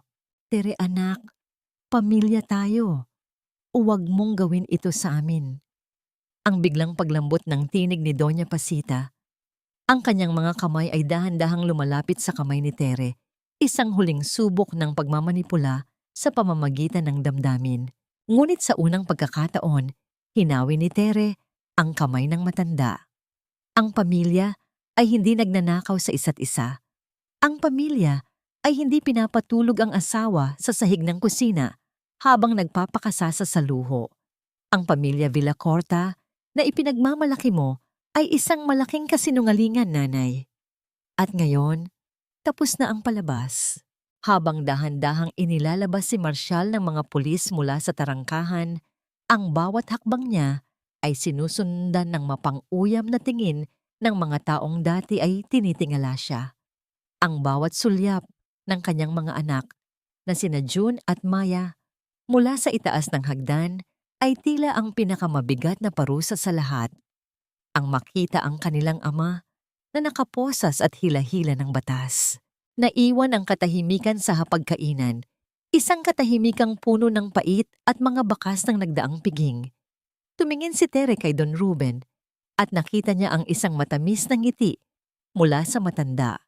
Isang nangiting nagsasabing, sa wakas, malaya na siya. Ngunit habang hawak ni Tere ang titulo ng lupa sa kanyang dibdib, isang bagong pangamba ang dumaan sa kanyang isipan. Sa pag-alis ni Marshall at sa pagbagsak ng pangalan ng mga Villacorta, paano niya bubuuing muli ang isang tahanan mula sa mga guho ng pagtataksil? At sapat ba ang katarungang ito para burahin ang peklat sa puso ng kanyang mga anak na naging saksi sa lahat ng kapaitang ito? Ang gabi sa Laguna ay tila naging isang malalim na balon ng mga katanungan, habang ang bawat patak ng ulan sa labas ay tila naghuhugas sa dugo ng nakaraan. Ang kapal ng mukha mo, Tere. Matapos ka naming pakainin at patuluyin sa bahay na ito, ganito ang igaganti mo sa amin? Sinisira mo ang buhay ng kaisa-isa kong anak. Ang boses ni Doña Pasita ay pumiyok sa tindi ng histerya habang nakatitig sa bakanting upuang iniwan ni Marshall. Ang kare-kare sa gitna ng mesa ay naging malapot na at namumuo na ang sebo, tila isang patay na alaalang hindi na kayang kainin ng kahit sino.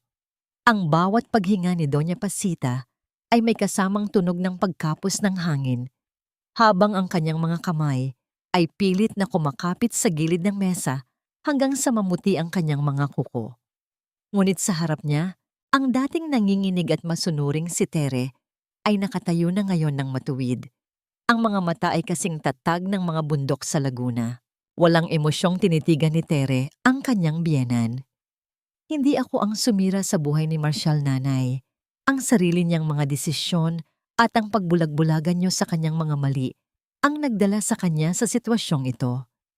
At huwag niyo nang uulitin na pinatira niyo ako rito dahil ayon sa mga dokumentong ito, ang lupang kinatatayuan ng bahay na ito ay sa akin. Kinuha niyo lang ito sa pamamagitan ng panlilinlang noong panahong wala akong malay. Ang bawat salita ni Tere ay tila isang malamig na hampas ng katotohanan na nagpatahimik sa matanda. Si Lilibeth, sa kabilang banda, ay mabilis na nag-eempake ng kanyang mga gamit sa kabilang silid. Ang bawat kalansing ng mga hanger at ang tunog ng pagsasara ng maleta ay tila mga huling nota ng isang malungkot na awitin. Nang lumabas siya bitbit ang kanyang anak, hindi na siya makatingin ng diretso kay Tere. Ang dati niyang pagmamayabang ay napalitan ng isang malalim na kahihiyan na tila nakaukit na sa kanyang mukha. Alis na kami. Ang mahinang sabi ni Lilibeth, ang boses ay nanginginig. Patawad, Tere. Hindi ko alam na pati ako ay ginagamit lang niya para makuha ang bahay na ito. Sana ay mahanap mo ang kapayapaang ninakaw namin sa'yo. Hindi sumagot si Tere, ngunit isang bahagyang tango ang ibinigay niya. Pinanood niyang lumabas si Lilibeth sa tarangkahan kung saan ang mga ilaw ng poste sa kalsada ay nagbibigay ng mahahabang anino. Ang pag-alis ng babaeng iyon ay tila pag-alis din ng isang malaking tinik na matagal nang nakabaon sa kanyang lalamunan. Ngunit ang pinakamatinding karma ay hindi ang pag-alis ni Lilibeth, kundi ang pagharap ni Doña Pasita sa katotohanang wala na siyang kontrol. Sa labas, ang mga bulong-bulungan ng mga kapitbahay ay tila mga bubuyog na hindi mapatahimik.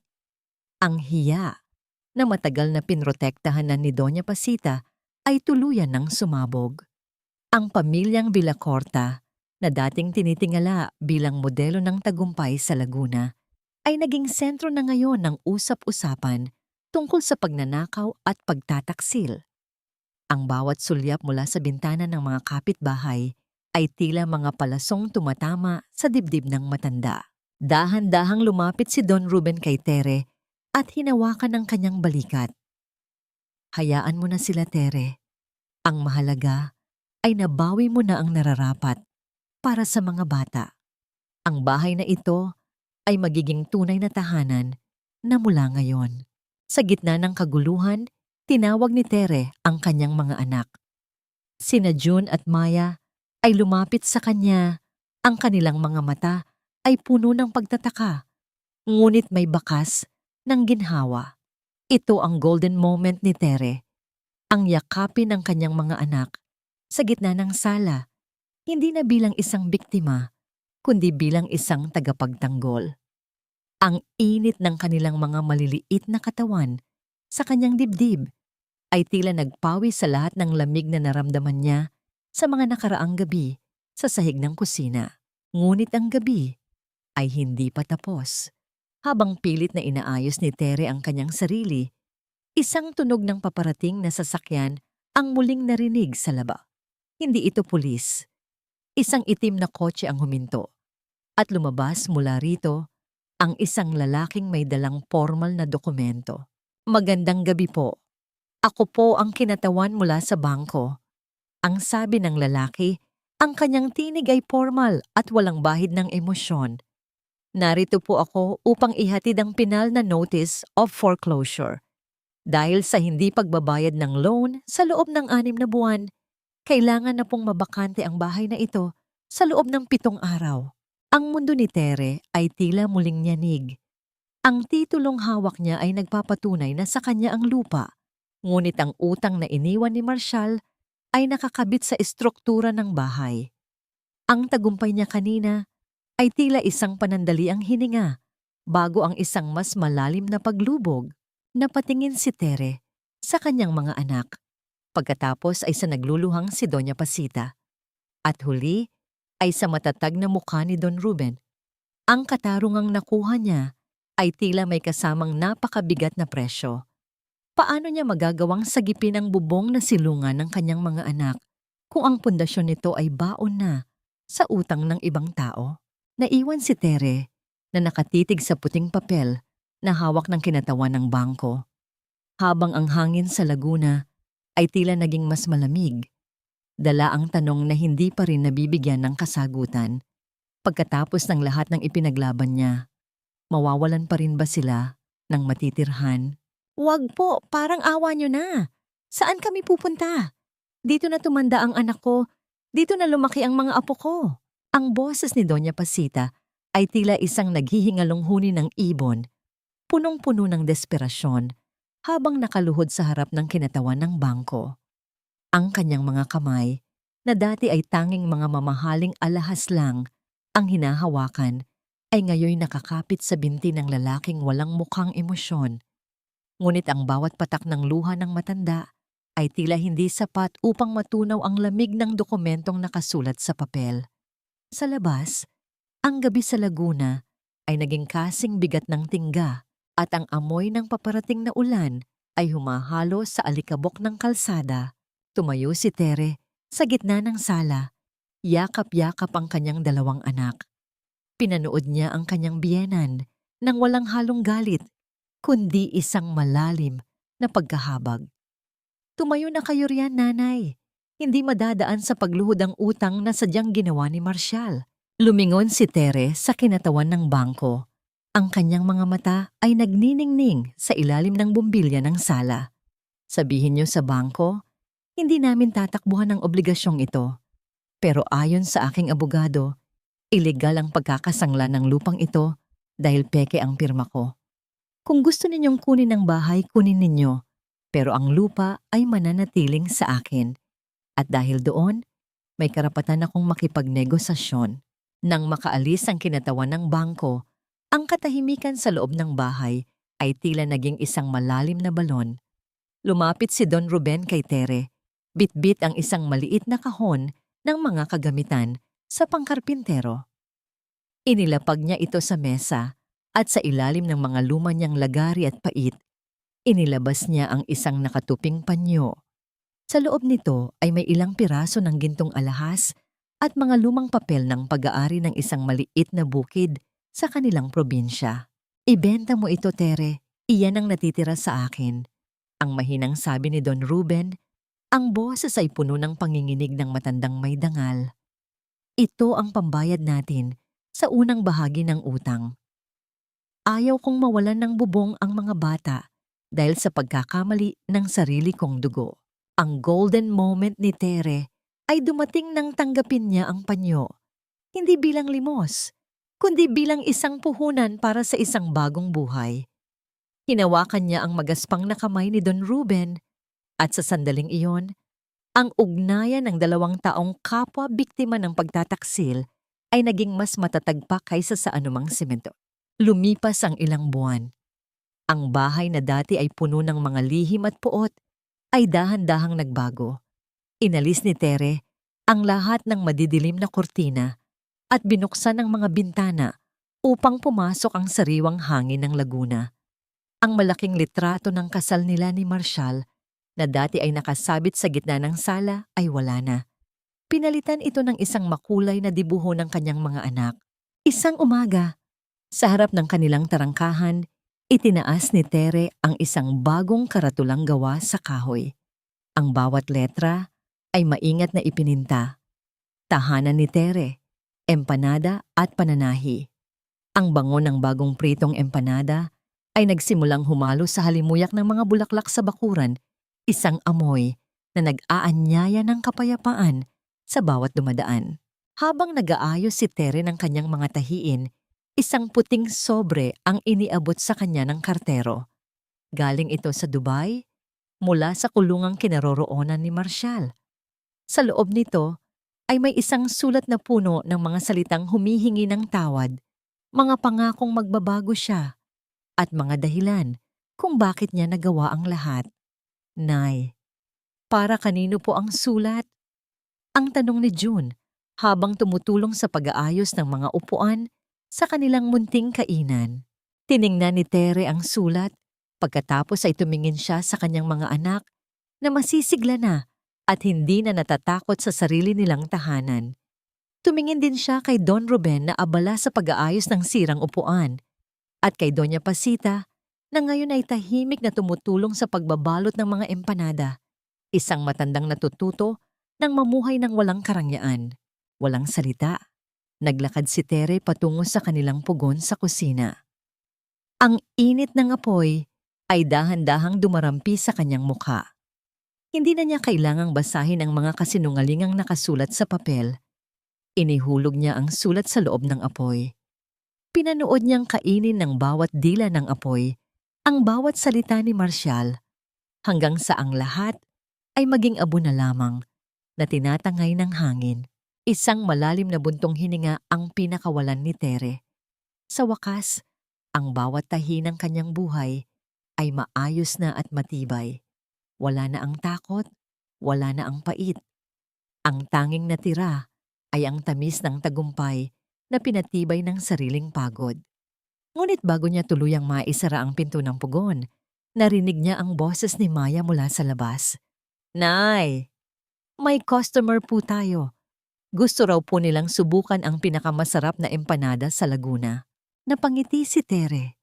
Ang buhay ay patuloy na gumagalaw at sa unang pagkakataon, handa na siyang harapin ang bawat bukas ng may pag-asa. Paano magagawang maghilom ng isang pusong dumaan sa matinding bagyo? Ang sagot ay nasa bawat kagat ng empanadang puno ng pagmamahal at sa bawat tahi ng pangarap na hindi na kailanman magigiba. Ang dapit hapon sa Laguna ay nagdadala ng isang uri ng liwanag na tila ginto, banayad, mainit, at nagbibigay ng anyo sa bawat sulok ng bakuran na dati ay puno ng dilim at lihim. Nakaupo si Tere sa tapat ng kanyang bagong makina ng pananahi malapit sa bintana kung saan ang sariwang hangin ay humahaplos sa kanyang mukha. Ang bawat pag-ikot ng gulong ng makina ay lumilikha ng isang ritmo ng katiwasayan, isang tunog ng pag-unlad na hindi na kailangang magmadali. Ang kanyang mga kamay, bagamat may mga bakas pa rin ng hirap, ay hindi na nanginginig. Ang bawat tahi niya ngayon ay hindi na para bayaran ng utang ng iba, kundi para sa kinabukasan ng kanyang sariling mga anak. Sa kabilang panig ng silid, nakita niya si Doña Pasita na maingat na nagtitiklop ng mga balot ng empanada. Wala na ang mga mamahaling hiyas sa kanyang mga daliri at ang kanyang mukha ay wala na ring bahid ng dating pagmamataas. Ang katahimikan sa pagitan nilang dalawa ay hindi na puno ng tensyon. Ito ay naging isang uri ng pagtanggap. Hindi man lubos na mabubura ang nakaraan, natutunan ni Tere na ang pagpapatawad ay hindi nangangahulugang pagbabalik sa dati, kundi ang pagpapalaya sa sarili mula sa bigat ng puot. Sa pagtulong ni Pasita sa munting negosyo, unti-unting nababayaran ng matanda ang kanyang pagkukulang, hindi sa pamamagitan ng salapi, kundi sa pamamagitan ng pagpapakumbaba. "Nay, pahinga na po muna kayo. Malapit na tayong magsara para sa araw na ito," ang malumanay na sabi ni Tere. Tumango si Pasita at isang matamis, bagamat may bahid ng hiya, nangiti ang isinalubong niya kay Tere. "Sige Tere, salamat sa pagtitiyaga sa akin." Lumabas si Tere sa balkonahe at nakita si Don Ruben na karga-karga ang bunsong si Maya, habang si Jun naman ay tinuturuan niyang mag-ayos ng sirang radyo. Ang tawanan ng mga bata ay humahalo sa huni ng mga ibon sa paligid, isang musika na nagpapatunay na ang sugat ng kahapon ay dahan-dahan ng naghihilom. Ang golden moment na ito ay hindi matatapatan ng anumang kayamanan sa Dubai o sa Laguna. Ito ang tunay na kahulugan ng tagumpay. Nahanap na ba ni Tere ang kapayapaan? Oo.